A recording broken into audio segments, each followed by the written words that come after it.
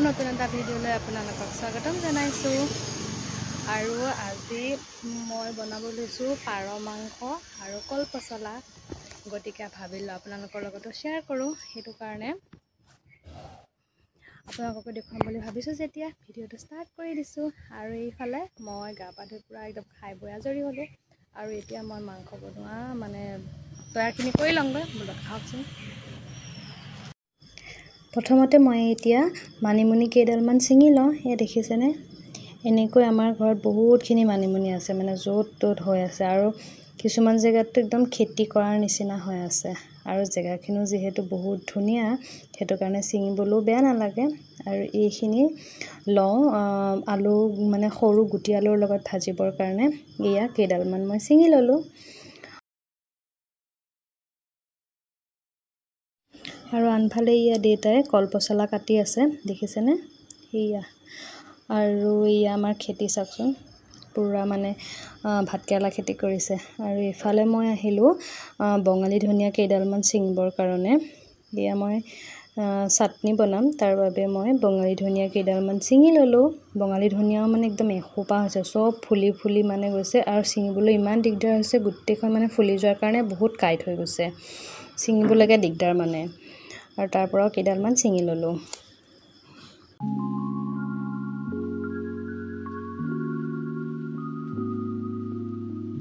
আৰু এতিয়া কেইডালমান নৰসিংহ ছিঙি লওঁ। এইটো মই চাটনিৰ কাৰণে লৈছোঁ গোটেইখিনি।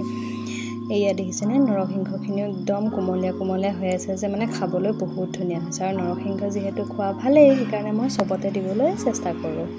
আৰু এইফালে আহি গ'লোঁ পচলা কাটিবৰ কাৰণে। এয়া পচলা দেখিছেনে, আৰু পচলা কাটি লওঁ। কামো কৰি আছোঁ আৰু মাজে মাজে খাইও আছোঁ। এইফালে মই বেদনা গুচাই পেলাই খাই আছোঁ, আৰু খাই খাই এইফালে মই বনাই থাকোঁ। মানে বহি বহি খাই থাকিবলৈ সময় নাই, এতিয়া মানে ধুমধাম বনাবহে লাগে। আৰু মাংসৰ বাবে মই এতিয়া কল পচলাখিনি কাটি ল'লোঁ, মিহি মিহিকৈ কাটিছোঁ। আৰু পিঁয়াজ, নহৰু, আদা এই গোটেইখিনি কাটি ল'লোঁ। আৰু এতিয়া এয়া কেৰাহীত তেল গৰম কৰিব দিছোঁ। আৰু গৰম হোৱাৰ পিছত এইখিনি পিঁয়াজখিনি দি ল'লোঁ।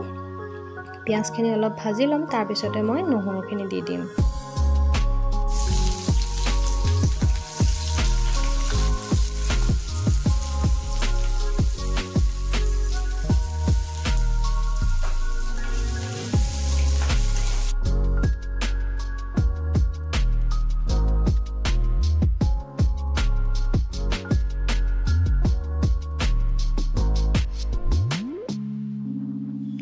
পিঁয়াজখিনি ভাজা হোৱাৰ পিছত মই ইয়াতে পাৰ মাংসখিনি দি ল'লোঁ। পাৰ মাংস একদম অকণমান দেই, মানে এটা পাৰই। আৰু এনেও পাৰৰ মাংস মানে কাটিলেতো অকণমানেই ওলাই, নহয় জানো। ইয়াৰ জোলটোহে খাই বেছি ভাল লাগে মাংসটোতকৈ। মাংসটোতনো কি থাকে আৰু হাড়দিহে, কিন্তু মানে পাৰৰ জোলখনটো কিমান সোৱাদ লগা হয়, সেইটো কাৰণেই খাই ভাল লাগে। আৰু এইফালে মই অকণমান লৰাই পেলাই নিমখ হালধি দি ল'লোঁ। তাৰপিছতে মই অকণমান সময় ভাজি লৈছোঁ। তাৰপিছতে মই ইয়াতে মছলা দিম। মছলা মানে ইয়াত জিৰা গুড়ি মোক শুনিয়ে থোৱা থাকে, এয়া জিৰা গুড়ি দিলোঁ। আৰু এয়া মিলত খুন্দাই অনা মিক্স মছলা দি দিছোঁ। ইয়াতে মানে গোটেইখিনি মছলাই থাকে, আৰু এই মছলাটো দিলে বেলেগ একোৱেই দিব দৰকাৰ নাই, তাত চব থাকেই মানে। সেইটো কাৰণে অকণমান জ্বলা জ্বলাও হয়, মানে জলকীয়া গুড়ি অকণো থাকে। সেইটো কাৰণে মানে বেলেগ একোৱেই দিব নালাগে, কালাৰটোও ধুনীয়া আহে। আৰু এইখিনি মই অলপ সময়ৰ কাৰণে ভাজি ল'ম। তাৰপিছত মই ইয়াতে আলু দি দিছোঁ। এইফালে এইটো চাওকচোন, এইটো হৈছে চিডছৰ মিক্স পেকেট হয়। ইয়াতে চব আছে, chia seeds, pumpkin seeds, flax seeds, watermelon আৰু ছানফ্লাৱাৰ চিডছ। এই গোটেই পেকেটটো আনিলে মানে ভাল হয়, গোটেইখিনি থাকে ন। এনেই এক্সট্ৰাকৈ আনিলে কি হয়, চব পেকেট কিনি আনিব লাগে মানে খাবৰ কাৰণে। আৰু এইখিনি চিডছবিলাকত কি হয়, বহুতখিনি ভিটামিন থাকে, চবেই খাব পাৰে, মানে চব মানুহে খোৱাটো বহুত ভাল এইখিনি।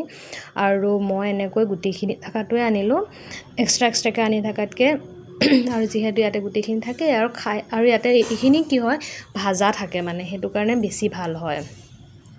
আপুনি মানে পেকেটটো খুলিয়ে ডাইৰেক্ট খাই দিব পাৰে। এনেই কিছুমান থাকে ন, সেইবিলাক আকৌ ধৰক ভাজি ল'ব লাগে, কিন্তু এনেকুৱা ভাজা থাকিলে মানে পটককৈ খাই দিব, সেইটো কাৰণে বেছি সুবিধা হয়।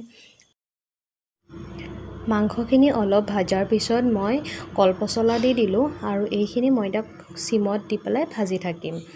আৰু আনফালে মই সৰু আলু গুটি আৰু মানিমুনি ভাজিছোঁ, দুইফালে দুটা বহাই দিছোঁ।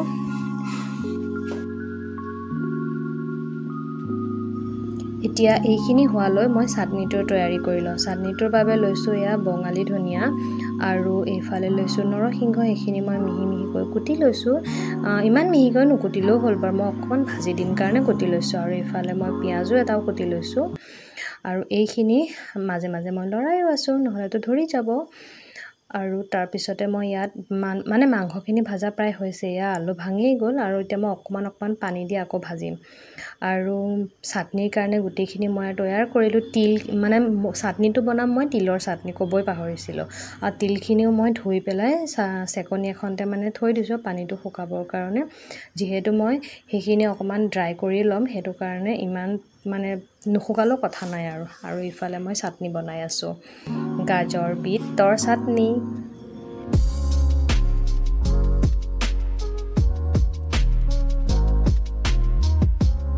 আৰু চাটনিখিনি বনাই থাকোঁতে ভাবিলোঁ মই অলপমান ডিজাইন কৰোঁ কিন্তু মানে সময়টো বহুত দেৰি হৈ গৈছে ডিজাইন কৰিবলৈ নহ'ল এনেই ভাবিছিলোঁ আৰু দেই ডিজাইন কৰিম বুলি কিন্তু একো ডিজাইন নকৰিলোঁ এনেই দিছোঁ আৰু ইয়াতে মই কেইটামান বেদনা খাইছিলোঁ যে থৈ দিছিলোঁ আৰু ইয়াতে বেদনাও দি দিছোঁ আৰু কেইটামান চিয়া চিডছ দি দিছোঁ এইটো চিয়া চিডছ কিন্তু এক্সট্ৰাকৈ আনা হা সেই পেকেটটোৰ লগৰ নহয় এইটো এক্সট্ৰাকৈ আনা চিয়া চিডছ হয় সেয়াও কেইটামান দি দিছোঁ আৰু চাটনি বনালে মই প্ৰায়ে চিয়া চিডছ কেইটামান দিয়ে দিওঁ আৰু এইফালে মোৰ মাংস ভাজি চব হৈ গ'ল এতিয়া মই চাটনিটো বনাইছোঁ এয়া তিলকেইটা মই শুকান কেৰাহীতে ভাজি ল'লোঁ অকণমান সময় বেছি ভাজা নাই আৰু এইখিনিও অলপমান দি দিছোঁ এইখিনি অকণমান তেল দি পেলাই ভাজোঁ তিলখিনি কিন্তু শুকান কেৰাহীতে দিছোঁ আৰু এয়া গোটেইখিনি মোৰ ভাজা হ'ল অকণমান সময় ঠাণ্ডা হ'ব দিলোঁ আৰু এতিয়া গোটেইখিনি মই মিক্সিত মাৰি ল'ম